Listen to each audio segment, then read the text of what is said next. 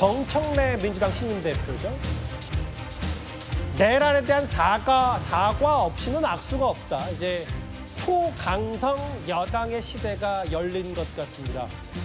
그런데 정청래 신임 대표가 오늘 아침 통상적인 행보로 서울 현충원을 참배했는데요. 그런데 이런 모습을 연출했습니다.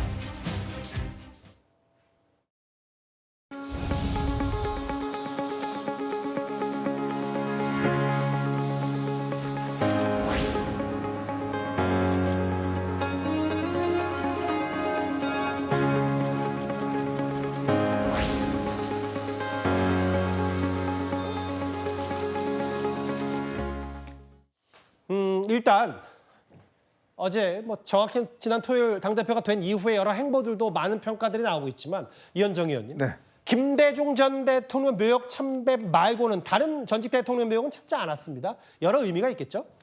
참 옹졸하고 편협하다는 생각을 지울 수가 없습니다. 그래도 집권 여당의 대표면 단순히 어떤 진영의 대표를 넘어서서 사실은 국민의 어떤 집권 여당의 대표이지 않겠습니까? 예전에 정청래 대표가 예전에 이제 문재인 전 대통령인가요? 그때 할 때 이 당시에 이승만 대통령이나 박정희 대통령 참배할 때 굉장히 비난했던 제가 기억이 납니다. 아마 그것 때문에 본인이 한지 모르겠지만 결국 역대 대통령이 공과 가가 다 있습니다. 또 본인이 좋아하는 대통령이 있고 그렇지 않은 대통령이 있을 겁니다.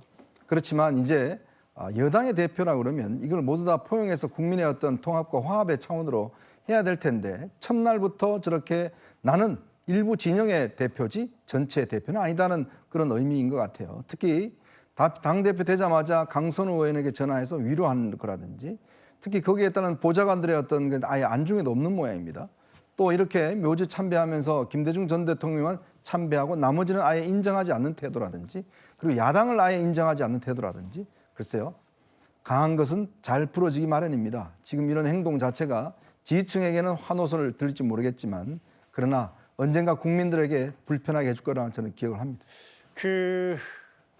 취임 일성부터 오늘까지 행보를 보면 국민의힘 야당을 향한 선전포고다라는 여러 해석 그런 기사 된 제목도 좀 있었고요. 정청래 대표가 악수를 하지 않겠다. 내란에 대한 사과가 없으면 이 말에 대해서 야당도 이렇게 맞불을 놨습니다. 직접 한번 들어보겠습니다. 사과와 반성, 그것이 먼저입니다. 그러지 않고 저는 그들과 악수하지 않을 것입니다. 정청래 위원장하고 저도 개인적으로 악수하고 싶지 않습니다. 네. 민주당의 상당수 의원들과 저도 악수하고 싶지 않습니다. 그러나 합니다. 대화합니다. 그것은 저희를 뽑아주신 주권자들의 뜻에 따라서 하는 겁니다. 더구나 야당 대표 아니잖아요. 정청래 위원장, 예. 정청래 대표는. 국민들이 보기에 정청래 대표를 지지하는 국민만 있습니까? 국민과의 전쟁을 선포한 것이라고 저는 생각을 합니다. 나도 악수 안 하고 싶다. 독재 선언이다.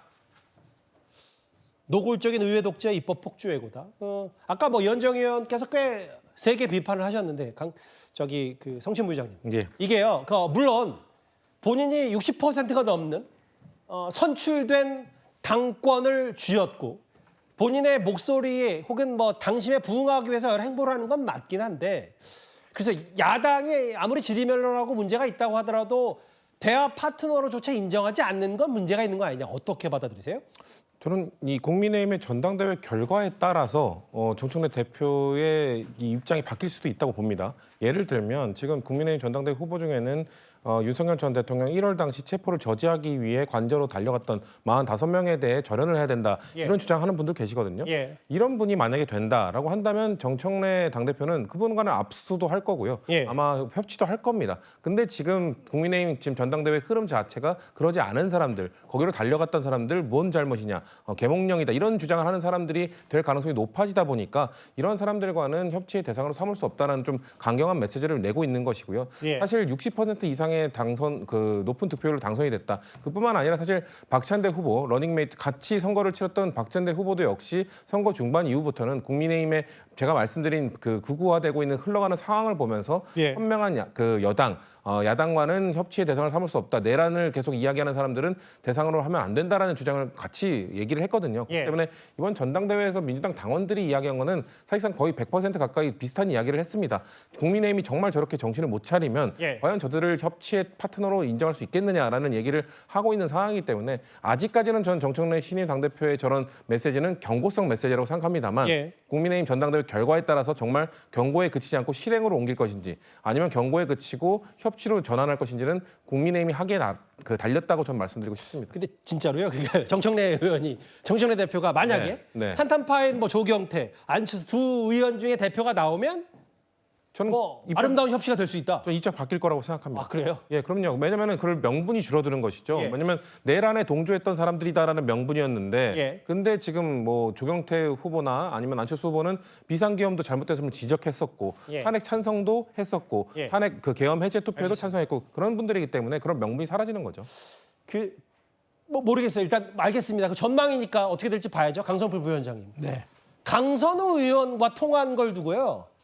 이거 대체적인 시각과 정반대로 가는 거 아니냐. 이것 또한 오히려 3대 개혁안 혹은 여러 것 야당을 파트너로 인정하지 않는 것보다 더 문제 아니냐는 비판에 대해서는 어떻게 판단하세요? 일단 강선우 의원과 통화했다는 거는 사실 동료 의원으로서 어쨌든 장관에 낙마하고 당내에서도 입지가 상당히 좁아져 있기 때문에 예. 당 대표로서 같은 동료 의원으로서 저는 전 안부 전달을 했다고 생각을 하고 그 이상도 그 이하도 아니다라고 저는 생각하고 어쨌든 3대 개혁이라는 것은 본인이 전당대회에 출마해가지고 당원과 국민들께 약속했던 부분인 것이고 예. 이것은 꼭 정청래 개인의 약속인 게 아니라 저희 민주당이 과거 야당 시절부터 해오던 일이기 때문에 이제 속도감 있게 해야 될 추진할 일만 남았다 이렇게 해석하시면 될 것 같습니다. 근데 이제 오늘 김대중 전 대통령 묘역만 참배한 것 말고도요. 윤기찬 부위원장님. 추석절에 전광석화처럼 끝내겠다. 검찰개혁특위의 민영배, 언론개혁특위의 최민희, 사법개혁특위의 백혜련. 이 면면을 야당으로서는 어떻게 평가하십니까? 글쎄요, 뭐 일단 제가 보면 세 분 중에 두 분은 특히나 강성인데 그 강성의 의미라는 것이 국민을 생각하는 개혁 방향을 정하는 것이 아니고 일단 저기서 검찰개혁과 언론개혁, 사법개혁 저 담을 다 허물게 되면 예. 독재예요. 언론도 제4부로서의 어떤 권력을 통제하는 역할을 하잖아요. 그 부분을 벽을 허물겠다는 거고. 그다음에 사법도 마찬가지, 검찰도 마찬가지.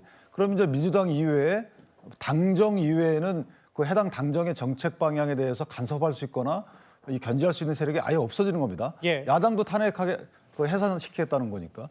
근데 저는 정청래 당대표가 뭐 어쩔 수 없는 점도 있다고 보는 것이 본인이 꾸준히 쌓아온 그 본인의 어떤 특징 이것을 살리겠다는 부분이고 또 하나는 본인이 당내에서 상당히 비주류예요. 의원들의 관계에서 보면 예. 이 다수의 의원들을 견제할 수 있는 방법은 항상 전쟁 상태에 당을 두는 거라서 예. 이해는 합니다만은 그래도 여당 대표면 대통령과 함께 국민들의 이익을 위해서 조금 더 진중한 모습을 보여주는 것이 맞겠다 이렇게 생각합니다. 제가 준비한 1위 신임 여당 대표에 대한 여러 감론을박 얘기까지 짚어봤습니다.